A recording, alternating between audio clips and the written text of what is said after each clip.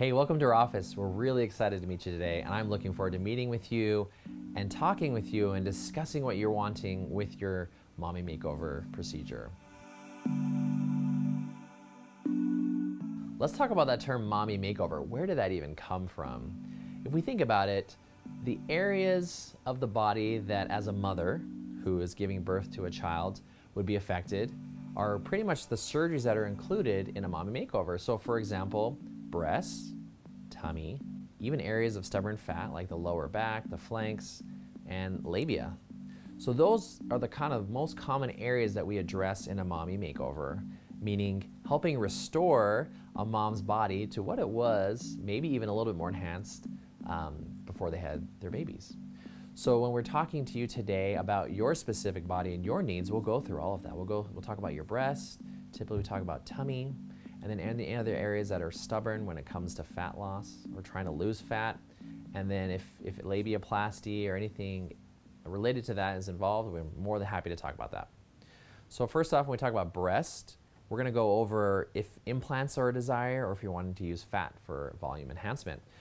If we're gonna need to be doing a lift, or if we need to reduce your breasts, or a combination of all the above. So we'll talk about those things in detail. We'll talk about the quality of your soft tissue in your breast, and if we need to do things like internal support, like an internal bra, or if we're gonna talk about the SOMI breast augmentation.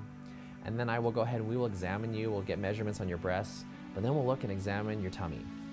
If you've had kids and pregnancies, it's very likely that you have what's called a diastasis recti. So what is a diastasis recti?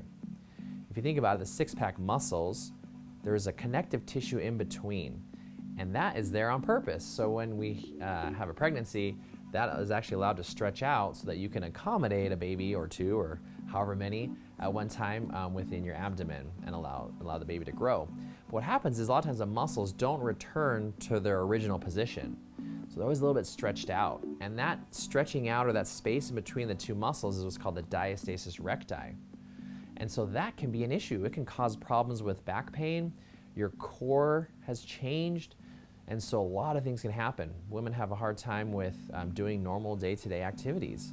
Women have stress incontinence, a lot of other things that can happen related to that. And so a tummy tuck, if you're a good candidate, is a great way to help restore that core and help bring back a tone to your abdomen that then you can exercise and bring back the strength. When it comes to areas of stubborn fat, we call these areas lipodystrophy or dystrophic fat. It's stubborn fat. I tell people it's like scarred fat. Like when women have stretch marks on their skin, whether it's from pregnancy or weight changes, the fat also looks the same way.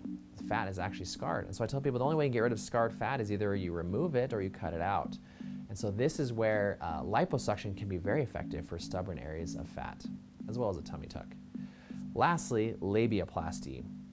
Labia can be affected whether it's a vaginal birth or not.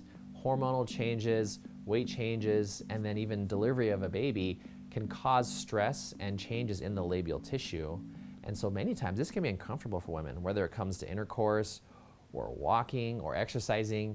The labia can actually get in the way, and so there actually is surgery that can be done to help this as well. So we can discuss that today in your consultation, but I'm really looking forward to meeting with you and talking with you specifically about what your needs are as it comes and as it relates to a mommy makeover.